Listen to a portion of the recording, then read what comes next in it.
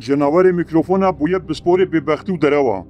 بافل طلبانی وکی جناور میکروفونا تیناس کرن. وی سالا پار دما هلبجارتنا پارلمانتوی هریما کردستان میکروفون دشکاندن و اف صفته بدست خست بو. ای سال لسر مجاره که دن صفتا بسپوری ورگرد. او جی بسپوریا ببختی و دروایا. بافل طلبانی درنگ هات نفقادا سیاستی. لی چاوا هات وک دنیا ندیتو جابرچیا خوا آوید ناوا میدانی. نه پیوان، نه وفا، نه رحم چی تشپیرا نبو. کابینن بیرا خوا و کنگ رو و ناب بافل طلبانی سر هف لسر شاشا دید. هلبت وقتی 22 اکتبر پشتی کو کرکوک تسلیم حج شعبی گیره. به پیشرمی در که سر شاشان و دست ویدا جی نامه که بو. گوت مکرکوک به امضای 8 اندام سرکردایتی یعنی که تسلیم عراقی کرد. بافل اویک با آوایی که گوت هر وک نه ایخانت که نشتمانی به هر وک کرکوک را دستی خودی ویر رسن کرد به او نه باجاره که کردستانی به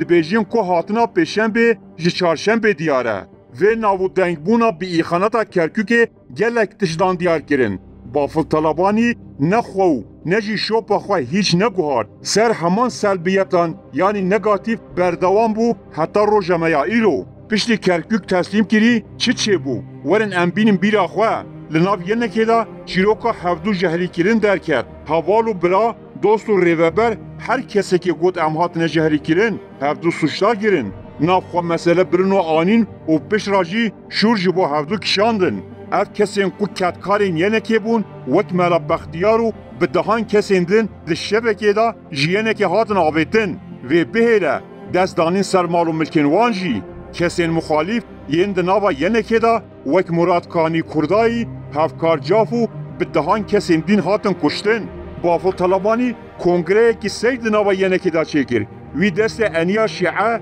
کسین وکی قیس خس علی و کسایتین حج شعبی گرتو کنگره به وان را چکر او فوتویا راستی بو و پشتی به کنگره قد جخط حج شعبی در نکرد هکت بیجی بافل طلبانی حوال کش راسته هکت تو بیجی بافل طلبانی تو خاک فروشی راسته هکت تو بیجی بافل طلبانی تو گندالیو و پرین گمرک دزی اوجی راسته هکت تو بیجی بافل طلبانی تو شورشگرین روشلات کردستان دفروشی ایرانی اوجی راسته هر تشتی خراب دکه بس شرمی روی و قاهیمه لمیدانا بحث دموکراسی دکه دی بیجی من کرکوک رزگار کرد چو حولی و گود تشتا گرینگ نه خزمته بلکو آزادیه بلا تمام تو بحثا کی جان آزادیه دکی آزادی اوه تو به تانگا ایریشی اوتیلا لالزر بکی دی بیجی گندالی هیه کی جان گندالی یا دری باشماخ دی بیجی سیاست مدار جبور خو پرا کم دکن یا کا ملکنتین لندن و کا قاسه وشارت یا داباشان بافل طلبانی اف 8 سالان میدان سیاستی لی بقاسی 3 سالان گریارین گنی و قریش لدوروبر خو کم کرن ای به کسی که وکی باور سروک پارتی که بل کردستانی اساساً دوی جماور یعنی که خلق سلیمانی جبافل طلبانی را ببیجین ایدی بسه و سیاستا خو یا قریش و پاشورو هلوشینن